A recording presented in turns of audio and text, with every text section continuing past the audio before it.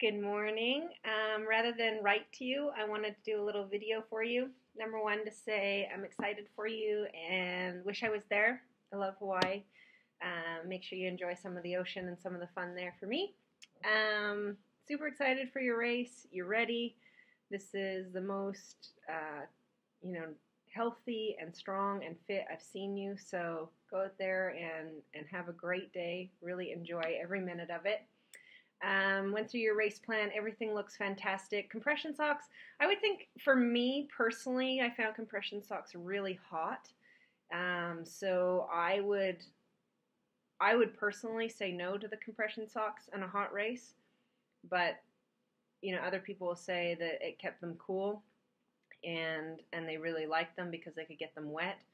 For me, it was just more, really tight fabric on me that I didn't like. But I didn't like hats or anything when I raced in the heat. So, have a think about it. I would err on the side of no with the compression socks. Make sure in the morning for the swim start, you get a little warm up in, whether it's cords or whatever, just enough to shake the nerves out. Get lined up well. Remember, the swim in Hawaii is more aggressive than other Ironmans because everyone who is there is really, really excited, and there tend to be more aggressive racers because it's the World Championship. So just be ready for that.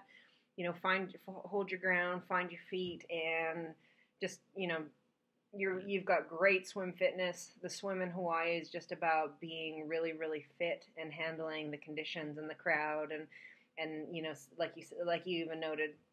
The swim can be long in Hawaii depending on the conditions, and that's totally fine. You're fit for it. You're ready for it. Just stay strong the whole way. Don't waste any bullets for the day that you don't need to, especially if the water's been warm or is going to be warm like it has been. So, just find some good feet and stay strong and steady. And, just be ready for how much more aggressive it is in Hawaii, especially with all the Euros and Aussies and all that. They can be pretty aggressive in the water. So as long as you're ready for that and you're aware of it, you'll be totally fine. On the bike, on the way out, tends to be a lot of packs, and those can be really annoying and frustrating. Just do your best with it. Don't waste any energy or bullets trying to deal with it. Just do your best. That's the biggest complaint with Hawaii these days is that, everyone is trying to go out really fast and everyone's fired up and has a lot of energy at that point. So just deal with the packs the best that you can. And take time to stay cool all the way out. You noted that. For you, the whole ride, we know that I've got all your numbers right in front of me here. That sort of 170 watts up to 180 is really comfortable. On the climb up to Hawaii, all the way out there, anywhere from that 150 watts up to 180, just depending on if you can use the packs to your advantage, great. Use them to your advantage legally.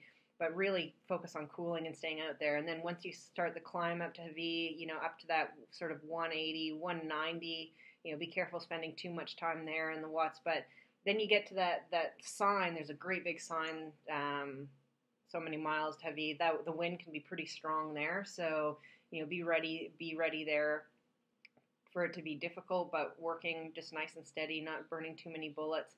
Once you get the turnaround, the cutouts, if it's really windy, make sure that you stay nice and low and arrow. And as you come out of the cutouts, that you, just like if you're going to run into someone, if someone is, you kind of lean into it before you get the cutout. So don't come through the cutout and then let the wind hit you.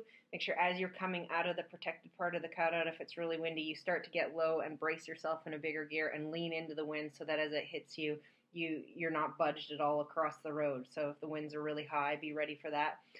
And then the real race on the bike happens once you're back on the Queen K back. And that's where, if you've paced really well and you've stayed cool and you fueled well, a lot of people, if they haven't done a good job, that's where they will start to fall off. It's a long climb back. The first part of the ride back to the Queen K, up or down the Queen K, and then coming home, it's the second half of the ride. So that's really where, if you've done a good job, you're going to be able to shine on your pacing and cooling. With the aero helmet, it's up in the air. It's up to you. You said you feel really comfortable with your aero helmet. Obviously, if you're a heavy sweater and it's really hot, the aero helmet does make you hotter, so it makes sure you're aware of that and you're doing a really good job of your cooling, which you wrote that. So, I'm confident that you'll do a good job with that. You're a smart racer. And then on the run, obviously that whole first part in town, it's easy to get excited with all the crowds, and you feel really good at that point to go a little bit too fast. So really watch your pace in town.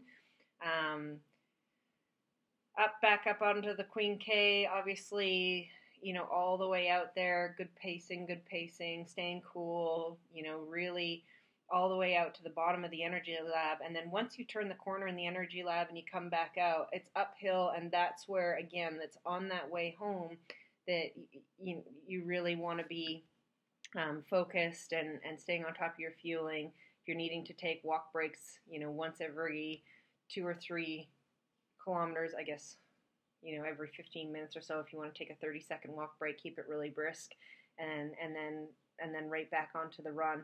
As you come back up onto the Queen K, you're nearly home, and so really dig in. That's the point where the mental part of it, from when you come out of the energy lab all the way back into town, it's still a long ways. I think it's 10 or 12K from that point, but it's nearly all over. So stay focused, stay on your cooling, keep pushing all the way to the finish line, and enjoy it. Have a great time out there.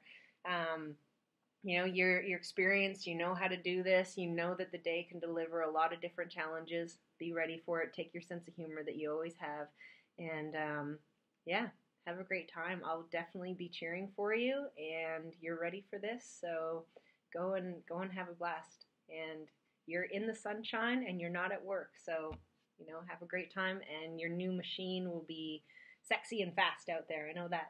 All right. Good luck, and we'll talk to you soon.